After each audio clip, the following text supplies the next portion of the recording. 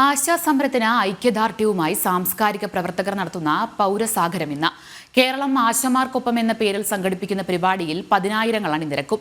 ആശാസമരം 60 ദിനരാത്രങ്ങൾ പിന്നിടുന്ന സാഹചര്യത്തിലാണ് രാഷ്ട്രീയ സാംസ്കാരിക ചലച്ചിത്ര മേഖലയിലെ പ്രമുഖർ പൗരസാഗരത്തിൽ അണിനിരക്കുന്നത്. സംസ്ഥാനത്തെ സാംസ്കാരിക പ്രവർത്തകരും എഴുത്തുകാരും ചലച്ചിത്ര പ്രവർത്തകരും ഉൾപ്പെടെയാണ് ഇന്ന് നടക്കുന്ന പൗരസംഗമത്തിൽ അണിനിരക്കുന്നത്. രാവിലെ 11 മണിക്ക് സെക്രട്ടേറിയറ്റിന് മുന്നിലാണ് പൗരസംഗമം നടക്കുക. ഇതുവരെ ആശാസമരത്തിന് ഐക്യദാർഢ്യം പ്രഖ്യാപിച്ച് സമരപ്പന്തലിലെത്തിയവരും പൗരസംഗമത്തിന്റെ ഭാഗമാകും. കൂടാതെ വിവിധ ജില്ലകളിലെ ആശാപ്രവർത്തകരും കുടുംബസമേതം ചടങ്ങിൽ അണിചേരും.